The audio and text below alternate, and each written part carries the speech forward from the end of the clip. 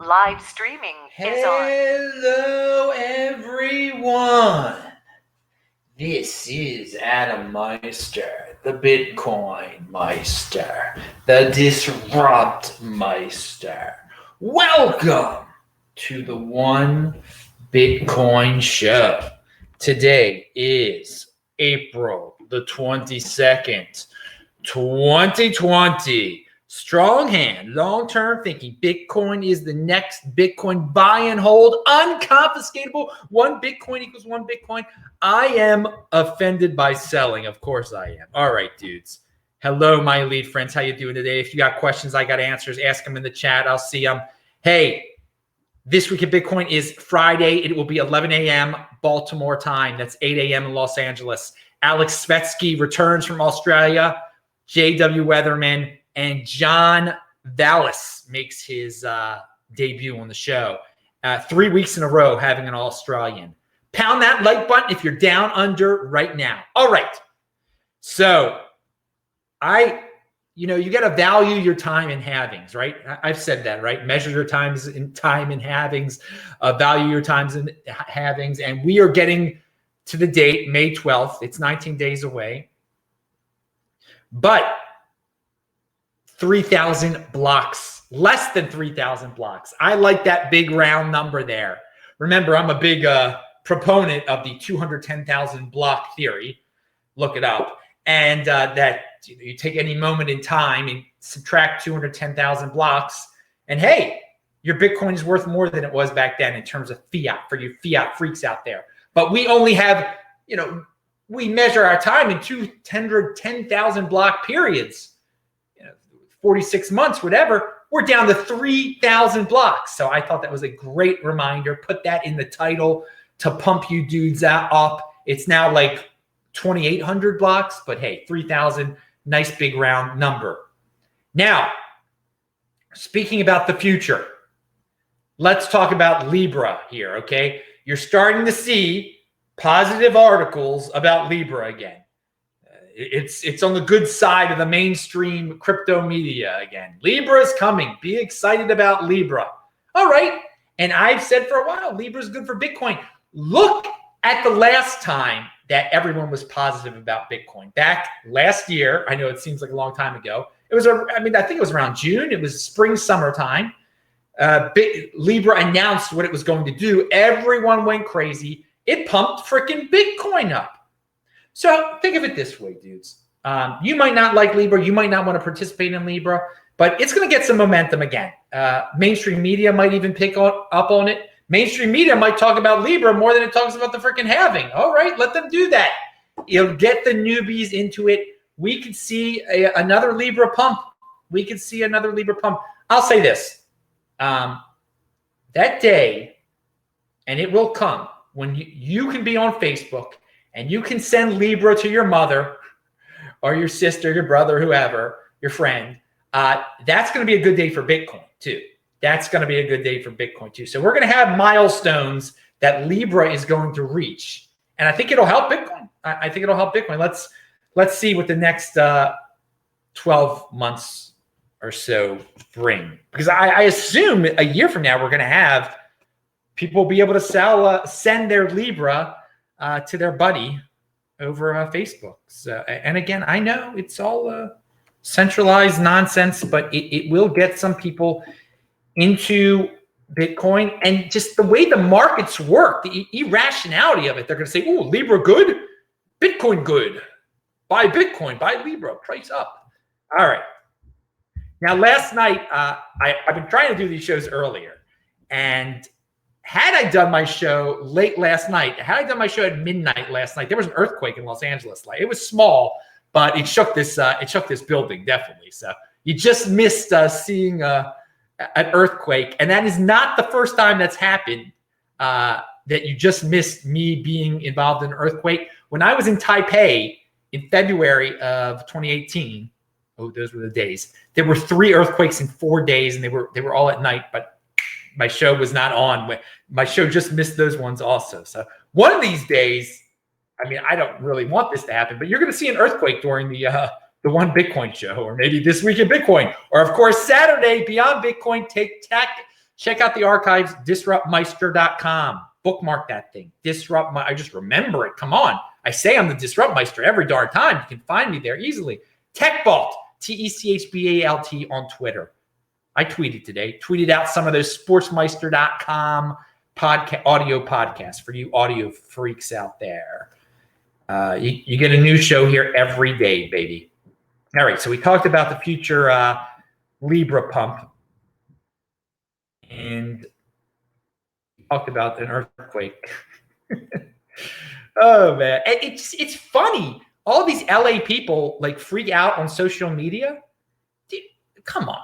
I mean, this. Everyone is so panic stricken in the world today. I'm from the East Coast. We don't even have, we don't have the earthquakes at the frequency they have them in Asia. And I mean, there was one in 2011. I don't freak out.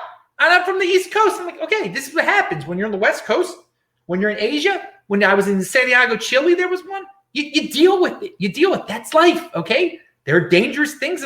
But again, we're living, probably people are going to be one day make up a rule. Well, until the government can stop earthquakes, we're going to have to all just stay in our houses and live in padded cells or something. What's next? Well, let's go down to in victim world, in little snitching world. Now, a lot of people don't like are not the biggest fans of Vinny Lingham because of various altcoinages that he's done and inquisitions. He's been sent to the Inquisition, but I still read his stuff because he is a smart guy, and I do respect him. I mean, I've learned a lot from him over the years, and I would not be in the financial position I am today if it were not for me listening to him. Well, I think it was exactly 5 years ago in South Africa at the first day Block Bitcoin Africa conference in Cape Town. Anyway, Vinny says this. He's got some comments on the dollar, and I think these are good comments. In the same way that Bitcoin has a dominance index in the cryptocurrency markets, the US dollar has one too. Right now, even while issuing more dollars, the dominance of the US dollar is rising. This is very true, which will offset inflationary effects as global trade is weighted more toward the US dollar. Okay, this is true. And I said, all countries are printing more fiat. The dollar is the best of the group. If you live in a country with a second tier or lower currency, then you should find your way out of it, preferably into Bitcoin soon. Many won't look beyond fiat and they're going to choose the dollar. And yes, this is good for this dollar love is good for dollar-based stable coins also. So he's got a good perspective on this. Imagine coin market cap for fiat currencies. The dollar is at the top, okay? And despite them printing more dollars, okay, the value is going up. It's going further and further away from those second tier, okay? And third tier, and God forbid, you own the South African rand, et cetera, et cetera. So everybody's printing money, all right? But people know that when everyone's printing money, you go for the best of the best, the dollar. That's the story everyone believes. So they're getting away with it. You can say getting away with it, whatever. But this is not a time to gamble. If you live in South Africa, if you live in India, how the heck when your coin is losing, when the dollar dominance index is increasing, okay, and your coin is losing its dominance, losing its market share, all right, of the whole coin market cap of fiats, how the heck could you be saving in Indian rupees or South African rand at this point? But people are doing it. People are literally doing it. And some people are trying to get out of it and getting into dollars. Then some of them are trying to get into stable coins, apparently, even smaller amount. And probably even smaller amount are getting into Bitcoin. Do what the elite are doing. The smallest of the number of people are getting into Bitcoin in these countries. No excuse. You're in Uruguay. You're in South Africa, whatever, third tier, second tier. I don't care what you classify yourself as. No, if you're watching this show right now, I don't know how you could be saving, have a bank account. If you've got a bank account that's in your native currency, it should have like the minimal amount in it to like pay bills or whatever. You at least get into the dollar, but please come on, get into Bitcoin. So he's got a very good perspective on it. But we're in a year's time, we're going to hear all these people from all these countries be like, woe is me, woe is me. Inflation is going wild in India, Uruguay, Mozambique, wherever you may be, Romania. They'll be complaining. Compete, don't complain, dude. Get in. You got to be in motion here and get into Bitcoin, or at least get into the dollar. I mean, okay, but hey, we're going to talk about in a second how the holders of Bitcoin, they're stacking more Bitcoin right now. They've got more Bitcoin than they had yesterday, as of course I do, because that crypto dividend hex. Because of that nonsense, I've got more Bitcoin than I did yesterday or the day before, whenever I did the darn thing. All right, so Tether is now just, this is from Alistair Milne, is just 1.1 billion. Speaking of stablecoin love, God, all these people valuing their wealth in dollars. Tether is now just $1.1 billion away from flippening Ripple. Okay. So when that happens, you know, people over social media are going to be going all sorts of crazy. Okay, you can celebrate if you want to. It's just more drama for the Ripple heads, I guess. But it is funny. A flippening of Ripple and Tether. That's the altcoin madness. I value my wealth in Bitcoin. Pound that like button. All right. So here, Glassnodes, which does all sorts of analysis of numbers. I love it. And I just skipped something, but I'll get back to that. Okay.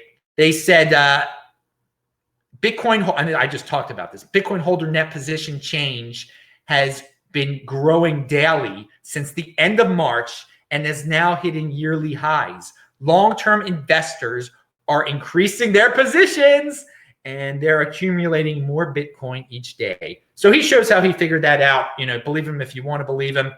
The rich get richer and people are going to complain. The long-term holders, long-term investors, whatever you want to call them, they're increasing their positions every day. In a year, we'll have people in all sorts of second and third tier countries, currency countries, just complaining, saying it's unfair. Those Bitcoin guys keep getting richer when they could have gotten into, they could have traded in their worthless freaking South African rand.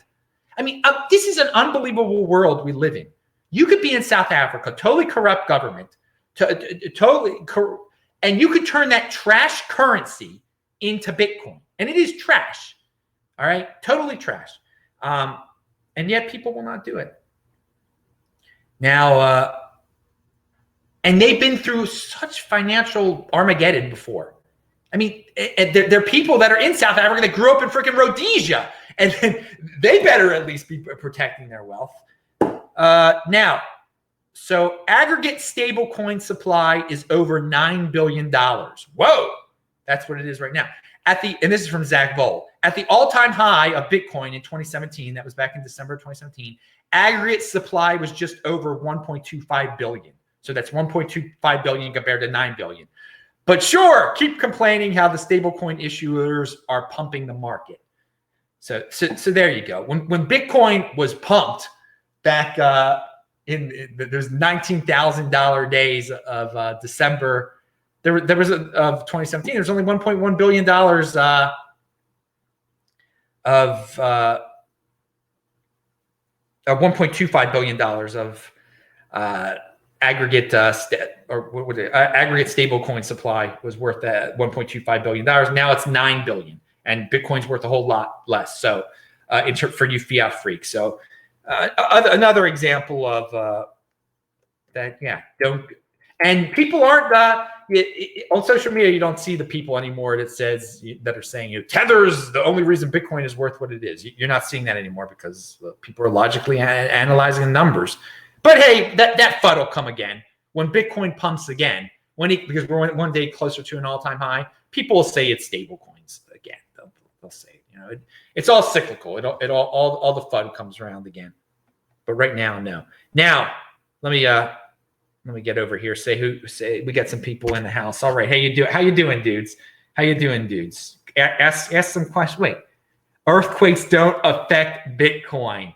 Yeah, that's very true. In fact, Lele did his classic where he said something and he retracted it. Classic Lele. Pound that like button. I don't get you, dude. I don't get you, dude. You'd be an interesting person to meet in person. Perhaps perhaps that will happen one day. All right. Now, let's go back to my notes. Sorry, dudes. All right. All right. This is from, I like Michael Krieger. I've met Michael Krieger in person before. We hung out in Denver. Yeah. And he is a nice guy. And he's been on my show plenty of times. But he's just got that doom to him, man. He can't totally get off the doom train. And this is what he has to say. And I disagree with this statement. Financialization is a gigantic ship that's going down. It's the Titanic of the world's phony financial markets. The whole game is over. People just remain in denial. All right, I disagree with that. Financialization is going to continue, okay? The phony financial markets, they're going to be here. That people playing games with the financial markets, the nonsense you guys might call, it's not going away, okay? Now, why is it going away? Because the 80%ers eat up every story they're freaking told, all right? They're told to stay in, they listen to the government. They don't complain at all about all of these huge financial players getting bailed out. They just care about, they think they're going to die if they walk outside, all right? So how can you say financialization is a giant ship that's going down? They're all those dudes at various companies are getting bailed out, and all the people that could bring out the pitchforks and change the world, they're scared. They're scared little girls.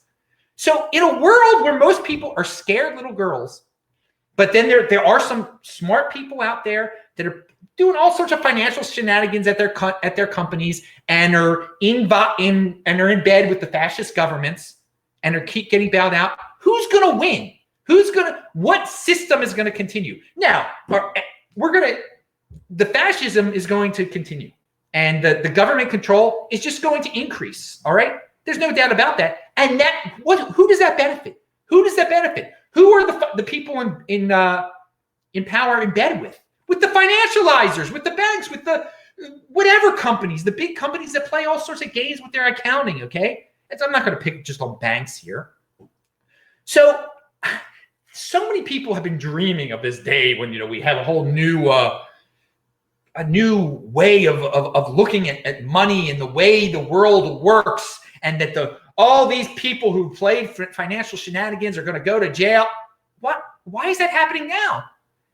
They're all getting bailed out, and all the people that supposedly would benefit from Bitcoin being the dominant way of money, or gold being the dominant way of money, and corruption to be completely gone from the system.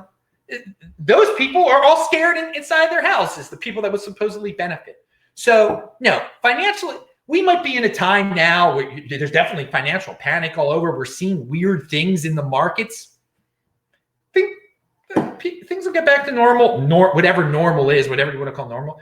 But no, the financialization ship is not going down. People are still going to buy into the stock market after this, all right? And buy things they don't understand with valuations that are overblown, okay? There'll be deflation here and there. But like to talk about a whole new reset of the whole system. No, the system is going to look, in 2021, the whole financial system, it's going to look a lot similar to the way it did in 2019, okay? Some companies might disappear, but I'm going to tell you that the people in politics will be further into bed with the bigger companies, okay? I mean, the fascism will continue.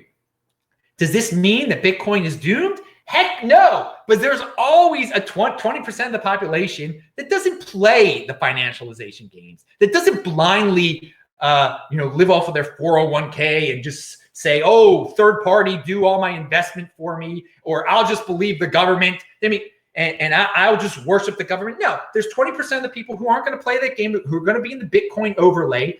But to say that there's going to be a whole new overlay that everyone is going to enter into, no, not at all. I don't believe it for a second.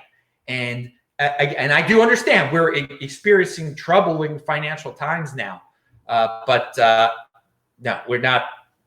I don't believe in this this tweet that what he's saying, that people just remain, that the whole game is over and people just remain. No, the game is not over at all.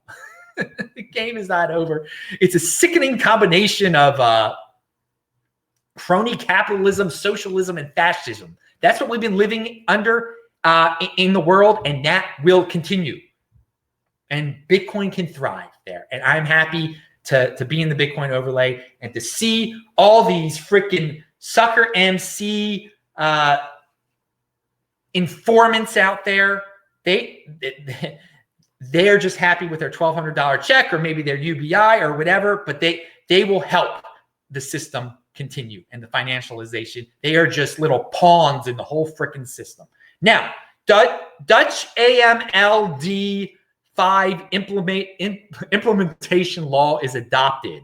Simon over in the Netherlands sent me this. He has been worried that the Dutch would take the European Union's law way too far. But he says the Minister of Finance made it very clear that he does not intend to do more than the EU directive says. So we will take his word for it now. And he puts a big smiley face on it. So the Dutch aren't taking the AMLD 5 law, which is like this KYC nonsense. They're not taking it further than the European Union.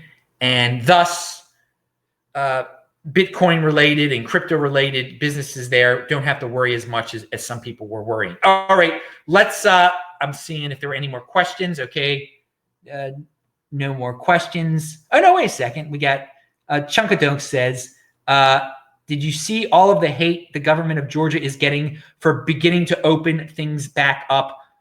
Yeah, dude. I see. It's not just Georgia. It's any government, any state, and God bless the state. I mean, well, I'm not going to put these, because they're sociopaths that are in charge of Georgia too. Okay, I don't like political people very. I'm not a big fan of, but that Georgia is opening up. God bless the people of Georgia so that they're going to be able to work again. All right. But yes, there's all this social media peer pressure nonsense out there. This groupthink, these people that are addicted, that are part of the virus panic mass movement, all right? That just try to shoot down and shame anyone logical on, and then the way the algorithms work on Twitter, or it's probably not even algorithms, it's probably individuals. They select certain things to trend. So most of the time, the things that are trending on Twitter are like hate of true capitalism, okay? Total hate of true capitalism. And that is what you're seeing right now. So yeah, I've seen people shaming Georgia. I see people shaming all the states, saying that people saying this nonsense that like it's like the Civil War all over again. The South is doing horrible things, and of course they try to compare it to racism. It's so far fetched, but people believe it. People, you say certain trigger words, and they blindly scream about it. So I do see that, dude, and just the governments cannot give into that peer pressure. Let people be free. It's nonsense. You don't put healthy people in quarantine. So let individuals decide. So they are on the right track. I hope they do not give into this social media peer pressure, because the social media peer pressure is definitely rigged. Bitcoin, this game is not rigged, but I'm going to tell you, the social media peer pressure, it is rigged. There are plenty of people at these companies for some insane reason. Their political ties, they worship political people so much, they would want to take away people's freedoms so that Trump loses an election. I mean, it's so crazy. It's so crazy. So Ben Franklin says, I live in San Diego, but I am currently in Northern Illinois. There is a lot of more freedom here now that, okay, there's a lot more freedom there. Good. I'm glad there's more freedom there.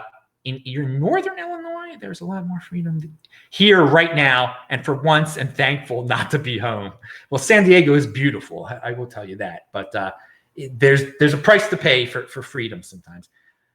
And the governments cannot enforce all of these draconian measures if more people just woke up and said, yeah, we're just not doing it. I mean, they can't keep everybody off the beach. If everybody went to the beach in San Diego, they would just throw up their hands. I mean, what are they going to do? Do Tiananmen Square on freaking on the beach in San Diego? They're not going to do that in the United States. It won't come to that. But people don't understand that they just have to be defiant. Like, simply make videos outside. Simply go to the beach again.